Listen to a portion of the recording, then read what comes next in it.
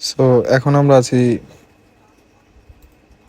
So এখন আমরা আছি বিটিসি চার্টে, বিটকয়েনের চার্টে। এবং যদি আমরা বিগত 4-5 দিন যাবৎ দেখি, সো বিটিসি বলেন, মানে বিটকয়েন বলেন, ইথেরিয়াম বলেন, একদম টোটাল ক্রিপ্টো মার্কেট একদম ক্র্যাশ করছে।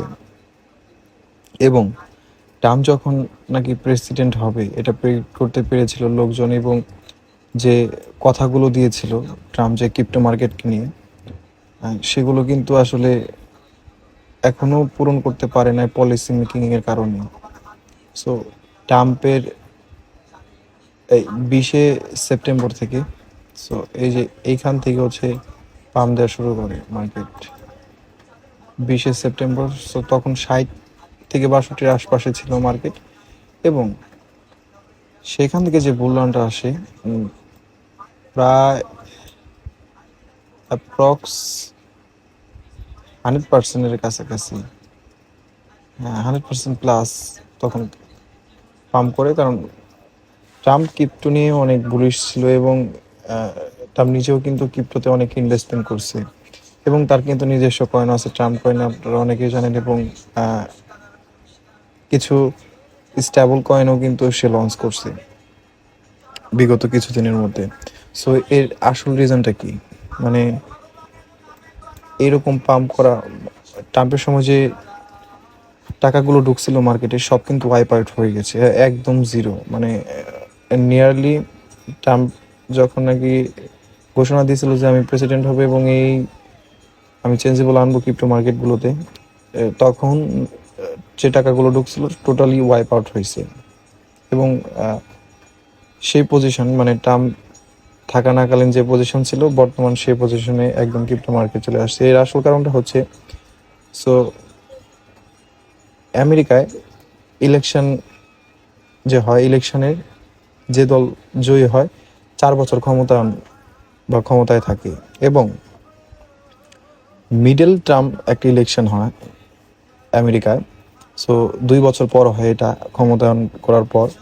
সো সেখানে কিন্তু ধারণা করা হচ্ছে যে আসলে ডোনাল্ড ট্রাম্পের দল বা ডোনাল্ড ট্রাম্প সেই ভোটটা হেরে যাবে, এবং সে ভোটটা যদি ডোনাল্ড ট্রাম্প আসলে হেরে যায়, আসলে কিন্তু সরাসরিভাবে যে বর্তমানে যে ডোনাল্ড ট্রাম্পের ক্ষমতাটি আছে, যে পলিসি মেকিংয়ের বা ডিসিশন মেকিংয়ের যে ক্ষমতাটি আছে, তখন কিন্তু সেরকম থাকবে না। বিরোধী দল যে আছে তার ক্ষমতা বেশি হয়ে যাবে, বা যে দল ভোটে জিতবে তার ক্ষমতা প্রায় বর্তমান সরকারের ক্ষমতার মতোই বা তার থেকে বেশি হবে। এবং ডোনাল্ড ট্রাম্প চাইলেই কোনো ডিসিশন, বা তার সরকার চাইলেই কোনো ডিসিশন সরাসরি বা এককভাবে নিতে পারবে না। বিরোধী দলের সরাসরি সম্মতি লাগবে। সে যে ইরানের সাথে যে কাজগুলো করছে, সেটাও একটা বড় বাধা হয়ে দাঁড়িয়েছে তার ক্ষমতা টিকে রাখার জন্য। এবং সে মিডল টার্ম ইলেকশন যখন হয়, তখন কিন্তু চাইলে এই মিডল টার্ম ইলেকশন দিয়ে আবার প্রেসিডেন্টকে পরিবর্তন করা যেতে পারে। সো এই কারণে মানুষ আসলে ভয়ে আছে যে ডোনাল্ড ট্রাম্প যে কথাগুলো দিয়েছিল যে ক্রিপ্টো মার্কেট বুলিশ হবে, এবং ক্রিপ্টো মার্কেট নিয়ে যে হাব তৈরি করার কথা দিয়েছিল, সেটা কিন্তু আসলে সে রাখতে পারে নাই। এর কারণেই মানুষ ফেয়ারে এসে বিটকয়েন এবং ক্রিপ্টোকে সেল করা শুরু করে। যদি আমরা দেখি টোটাল মার্কেট ক্যাপ, সো এখান থেকে প্রায় 2 সপ্তাহ ধরে, 2 সপ্তাহের মধ্যে 25%